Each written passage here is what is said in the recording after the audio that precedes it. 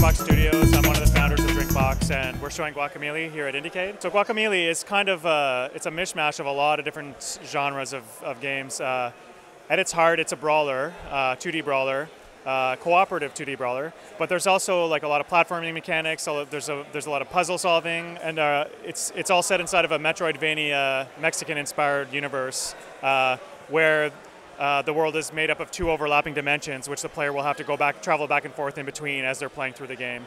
The dimensions they become quite an important part of the game. Like while you're platforming, some platforms might be in one dimension and not in the other. So while you're platforming, you might be swapping between the dimensions. Also, while you're fighting, some enemies might be invulnerable in one of the dimensions. So you'll find yourself swapping between the dimensions while you're fighting, while you're platforming, and at first, in the demo that we're showing here at Indiecade, there's portals that the player goes through to swap between the dimensions, but later on in the game, you'll get the ability to swap between the dimensions more free form, so you'll have to manage that while you're platforming and fighting. And right now we're playing with balancing the combat to try and make sure that it's still challenging with the second player, but the combat actually right now does become easier when you have a second player to be able to manage the crowds more effectively. But then on the flip side, the platforming becomes more challenging, especially with the two dimensions, because like I mentioned before, sometimes some platforms exist in one world but not in the other, and if one player swaps dimensions and another player's inside of like a platform, it'll automatically swap you back. So the players can interfere with each other during the platforming sections. So to try and accommodate that, we've had to do some things. We took some inspiration from the way that the new Super Mario Bros. Wii does things, so that you can, anytime a player can pop into a bubble and one player can finish a platforming challenge and the other player could skip it if it's too difficult for them.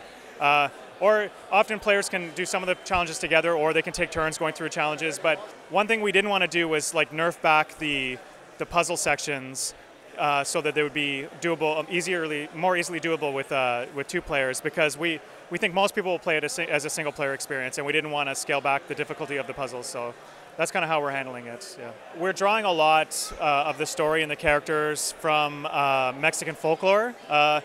It's really a thing that hasn't really been explored deeply by games before, but our animator who pitched the game to the team, he's from Mexico. So a lot of the characters, a lot of the bad guys, the person who teaches you new powers, they're all inspired by like characters in Mexican folklore. In the demo that we're showing here, there's this large monster, for example, that you see throughout the course of the demo. At the end, the monster starts chasing you. That's inspired by an artist from the 1930s in Mexico who while he was sick, he was having dreams about these crazy creatures. And then when he got better, he started sculpting them out of paper mache. They're called alebrijes. And as for like our inspiration for games, everyone on the team loved playing old school Metroid, Super Metroid, Castlevania, Symphony of the Night, and there have been some good examples of that more recently. Like Cave Story is a great game. We like Shadow Complex a lot, and we just wanted to try and make a game like that and try and keep that genre going. I know it's a really popular genre of games, Metroidvania. But we wanted to put a different spin on it, whereas in those games, a lot of the times you're getting new weapons to unlock more of the world. In our game, you're getting new wrestling moves to unlock more of the world. So you might get like a body slam move, and then you can use that to break through weak floors to get to new areas, or an uppercut that can break through ceilings. We're working with Sony with the Sony Pub Fund, so we're self-publishing the game, and initially it's going to be released on PS3 and PS Vita concurrently early next year. We're not sure exactly what the date's going to be yet, but it'll be early next year. Excellent.